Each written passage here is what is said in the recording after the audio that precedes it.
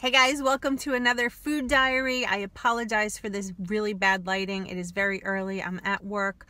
I was in a hurry this morning, got here a little bit earlier than I had expected, but because I had left in such a rush, I never made breakfast. And you know, on keto, that could be just the downfall of everything. You have to be prepared.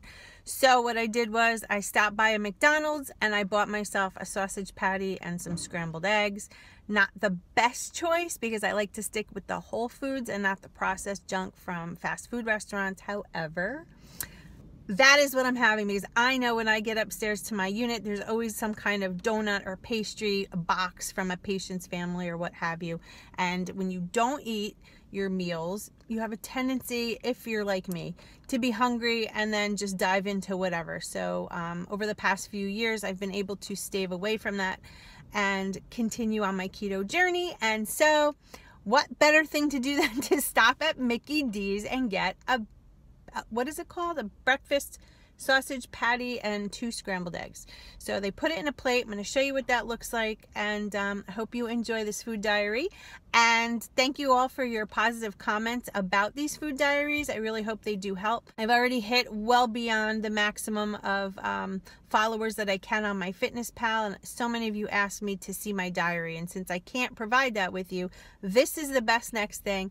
So I will continue my food diary series, and if you have any questions on anything, please leave them below. As always, please give the thumbs up for this video. It helps get the video out there, and subscribe if you haven't already. So I will see you in my next video, and enjoy the food diary.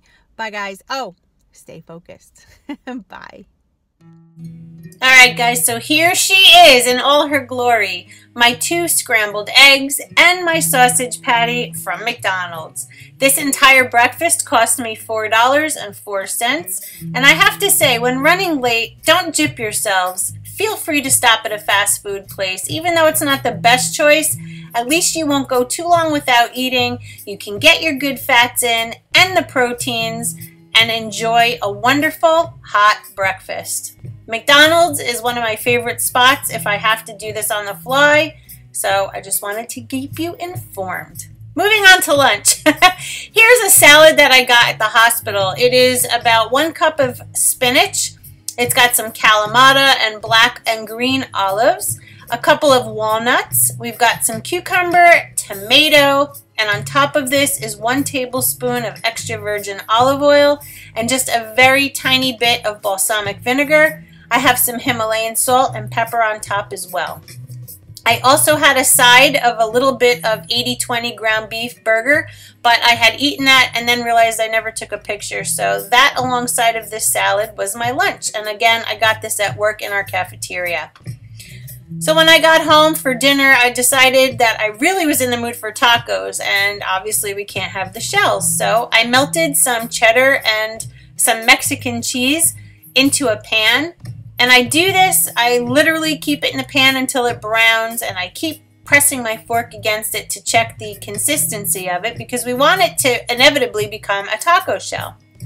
So what I do is cook it, and then I flip it, and then I cook it a little more, and then I flip it. And then you'll see in the next clip where I start to remove it from the pan, which is coming up in about 1 second. So I'm getting ready to remove it from the pan, and what I do to make a taco shape is I let it cool on top of a coffee cup. It really does work, guys. It has a little bit of a soft consistency once it cools, but it definitely holds the shape, which I really enjoy. So it kind of tricks you into thinking you're having a taco shell, but it's really made of cheese. It's an amazing thing. You have to try this. So here's the 80/20 ground beef that I had made, and in it I have a little bit of tomatoes and some taco seasoning. And here I am checking the shell to see if it was cooled, and lo and behold it is. And here's the shape. How cool is this? Cannot wait to fill it. So I lay it down on my cutting board, I move over the coffee cup, and I make way for the ground beef. Now obviously this isn't a lot of ground beef because I was kind of at my protein limit. So it's just a little bit. As you can see, I'm using a plastic teaspoon. But what I'm doing here is just what you would do at home. Fill it with the ground beef to your liking, and it makes an amazing taco. Normally, in this instance, if I'm not at my protein grams, I will add some lettuce, some sour cream, even a little bit of onion, and maybe some more cheese on top. But the cheese is dairy, and that stalls me out, guys, so I have to be very careful. But this was dinner, and I was able to enjoy tacos with my family without worrying about having a shell. So that is my day of eating. I hope you guys enjoyed it, and I will see you in my next food diary. Stay focused, everyone.